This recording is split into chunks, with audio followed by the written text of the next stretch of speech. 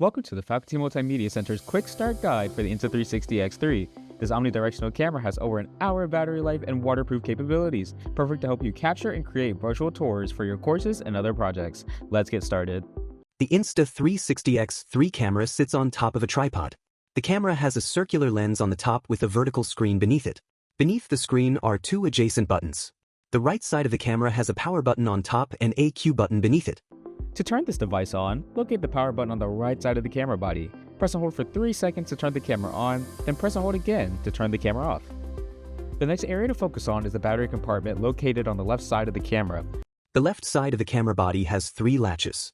The speaker pushes the bottom 2 latches toward each other to release and pull out the camera battery. To open the compartment, pull the 2 latches located on the battery together, releasing it. To reinsert the battery, align the connectors of the battery towards the bottom of the camera and gently push it back into the slot. Just above the battery compartment is the charging compartment. Pull the latch upward to release the cover. In the compartment is a USB-C port, so you need to use a cable with a USB-C connector to properly charge the camera. Similar to charging your smartphone, this can connect to a computer or charging block that plugs into a wall.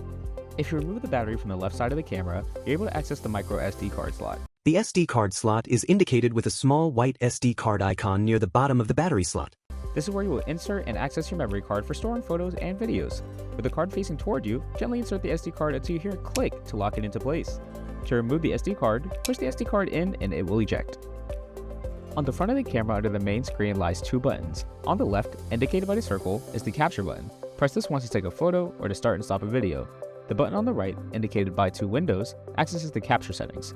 This is where you will switch between different capture methods, such as capturing photo or video.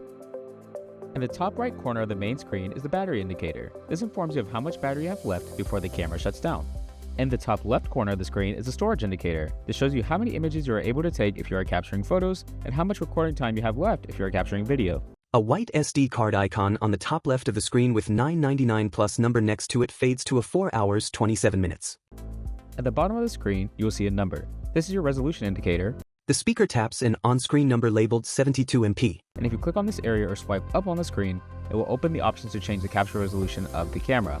Just below the resolution, you will be able to set a timer when capturing photos, and you'll be able to change the frame rate when capturing video. The speaker swipes between 72 MP and 18 MP in the center of the screen.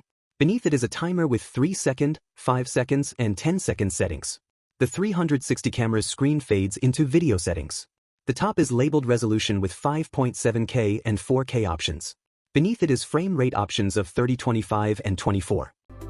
If you press the icon on the bottom left of the screen, the speaker taps a camera icon. This will open your capture functions. You can swap through to a number of settings, but for now, the photo icon is indicated by a camera facing forward, and video is indicated by a video camera facing to the right. The speaker swipes between photo, video, active HDR, and time-lapse shooting modes. He lands on photo mode in the center of the screen. At the top of the same screen, you can access the lens functions. At the top of the X3 screen are 2 buttons labeled 360 degree and single lens. The speaker taps single lens. He then selects the video shooting mode. The preview screen opens on the camera, showing a 180-degree panoramic preview of the recording studio used for this tutorial. If you press the single lens button, you're able to use one lens to capture photo and video in 180 degrees. If you press on the 360 button, you're able to utilize both of the camera's lenses to capture photo and video in 360 degrees. If you return to the main screen in the bottom right corner, you're able to change which lens you view. The speaker taps a camera icon with 2 circulating arrows on the bottom right of the camera's screen. Before tapping the icon, the live preview on the Insta360 screen shows the speaker. After tapping the icon, the live preview switches to the film studio and digital camera being used to create this tutorial. If you are in 360 mode, this will not affect what the camera is able to capture.